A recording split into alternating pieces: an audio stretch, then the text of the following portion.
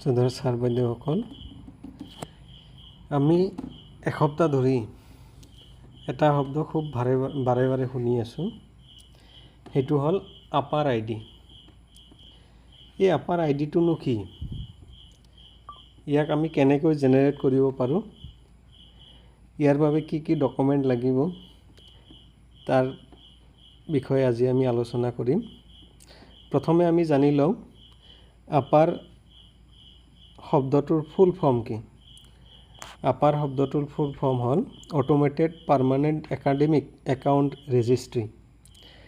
যেনেকৈ আমি এটা শব্দ আগতে শুনিছিলোঁ, ওৱান নেশ্যন ওৱান ৰেচন। তাৰমানে গোটেই ভাৰতবৰ্ষত এটাই ৰেচন কাৰ্ড প্ৰচলিত হ'ব। ঠিক তেনেদৰেই আমাৰ ষ্টুডেণ্টৰ ক্ষেত্ৰতো ওৱান নেশ্যন ওৱান ষ্টুডেণ্ট আই ডি। গোটেই ভাৰতবৰ্ষত এটা ষ্টুডেণ্টৰ আই ডি থাকিব আৰু সেই আই ডি ব্যৱহাৰ কৰি এখন বিদ্যালয়ৰ পৰা আন এখন বিদ্যালয়ত এডমিশ্যন ল'ব পাৰিব। যদি কোনো ছাত্ৰ বা ছাত্ৰীয়ে এখন বিদ্যালয়ৰ পৰা আন এখন বিদ্যালয়ত নামভৰ্তি কৰিবলৈ যায়, এই আপাৰ আই ডি নোহোৱাকৈ এডমিশ্যন নহ'ব। আৰু শিক্ষা বিভাগৰ ফালৰ পৰা যিমান আছে সা সুবিধা আছে, আমাৰ আপাৰ আই ডি থকা ছাত্ৰ ছাত্ৰীকহে এই সুবিধাখিনি দিয়া হ'ব। যেনেকৈ স্কলাৰশ্বিপ এপ্লাই কৰিবলৈ গ'লেও আপোনাৰ আপাৰ আই ডি লাগিব। এটা সময়ত আপোনাৰ নাম ৰেজিষ্টাৰ কৰিবলৈ হ'লেও আপোনাৰ আপাৰ আই ডি লাগিব। গতিকে আপাৰ আই ডি আমাৰ ষ্টুডেণ্টৰ কাৰণে খুবেই দৰকাৰী। এই আপাৰ আই ডি জেনেৰেটৰ কাৰণে আমাৰ কি কি ডকুমেণ্ট লাগিব? প্ৰথম কথাটো হ'ল, আমি যেনেকৈ ইউডাইচত এটা লিংকৰ জৰিয়তে গোটেই ছাত্ৰ ছাত্ৰীৰ নাম অন্তৰ্ভুক্ত কৰিছিলোঁ, ঠিক সেইটো লিংকৰ জৰিয়তে আমাৰ এই কামখিনি হ'ব। ইয়াৰ বাবে প্ৰত্যেকজন হেড টিচাৰৰ মোবাইল নম্বৰত টেক্সট মেছেজত এটা ইউজাৰ আই ডি আৰু পাছৱৰ্ড নতুনকৈ দিয়া হৈছে। সেই ইউজাৰ আই ডি আৰু পাছৱৰ্ড ব্যৱহাৰ কৰি আমি সেই লিংকটোত লগ ইন কৰি আমি কামখিনি কৰিব লাগিব। এইটো হ'ল আমাৰ সেই লিংকটোত ক্লিক কৰিলোঁ, মই ডাইচ কোডটো মাৰি আছোঁ। ইউজাৰ আই ডিটো হ'ব আপোনাৰ ডাইচ কোড আৰু পাছৱৰ্ডটো সকলোৰে বেলেগ বেলেগ হ'ব। এতিয়া আমাৰ পাছৱৰ্ডটো মাৰি আছোঁ। অ'কে, এন কেপচাৰ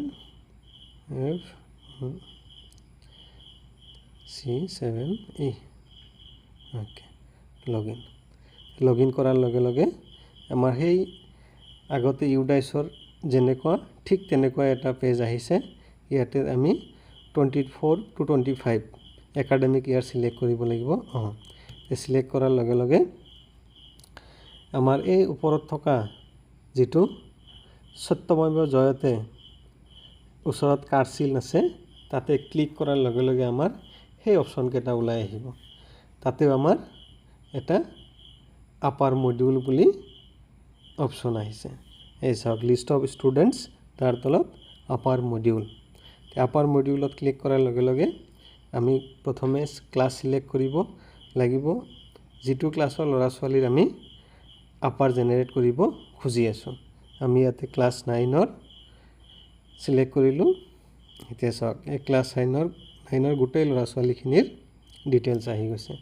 আমি বিতুমণি দাস এই ষ্টুডেণ্টজনৰ আমি আপাৰ আই ডি ক্ৰিয়েট কৰিম। এতিয়া চাওক, এই ষ্টুডেণ্টৰ গোটেইখিনি তথ্য আধাৰৰ লগত ইউডাইচৰ তথ্যখিনি সম্পূৰ্ণ মিলি আছে। তাৰমানে আধাৰ ভেৰিফাই হৈছে। যিসকলে ইউডাইচৰ কাম কৰে তেওঁলোকে নিশ্চয় জানিব আধাৰ ইউডাইচত কেনেকৈ ভেৰিফাই কৰিব লাগে।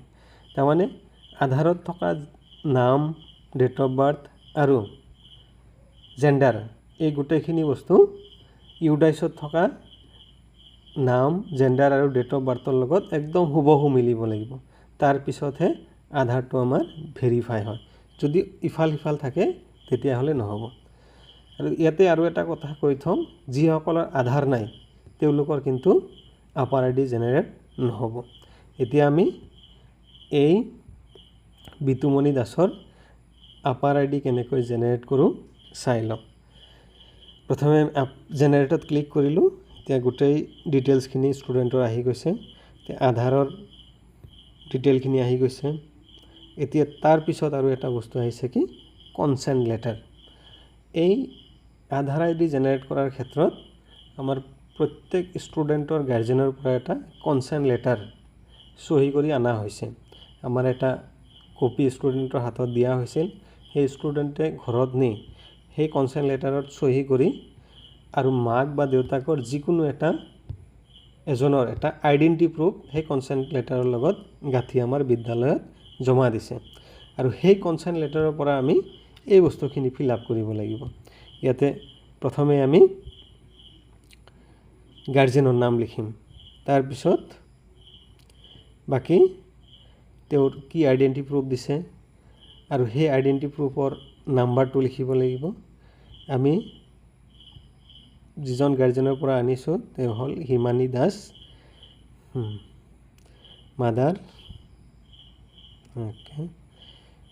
এতিয়া কি দিছিল আমাৰ আইডেণ্টি প্ৰুফ হিচাপে দিছিল আধাৰ। এই আধাৰটো কিন্তু গাৰ্জেনৰ আধাৰ নম্বৰ, তাৰমানে ষ্টুডেণ্টজনৰ মাকৰ আধাৰ নম্বৰ।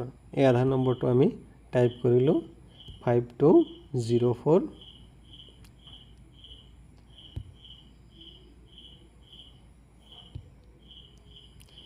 5204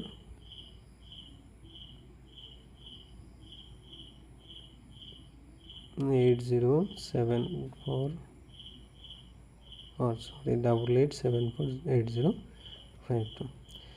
তাৰপিছত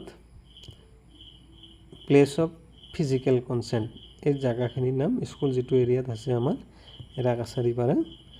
ডেট অফ ফিজিকেল কনচেণ্ট, যি তাৰিখত নিয়া হৈছে, গতিকে আজিৰ তাৰিখত কনচেণ্ট লেটাৰটো জমা দিছে, গতিকে আমি আজিৰ তাৰিখ দি দিলোঁ।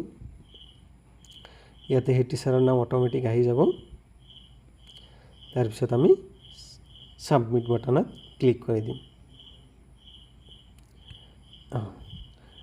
আৰ ইউ চিয়'ৰ ওৱান টু জেনেৰেট আপাৰ আই ডি, ইয়াতে কনফাৰ্ম মাৰাৰ লগে লগে আমাৰ আপাৰ আই ডি জেনেৰেট হৈ গ'ল।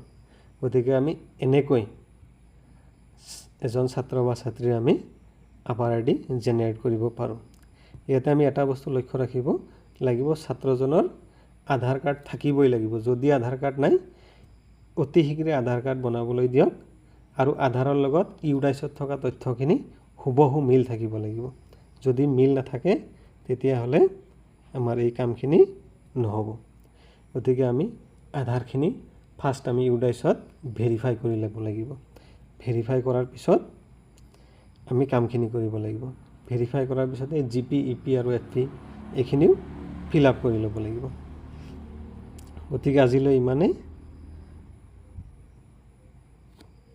Bye bye.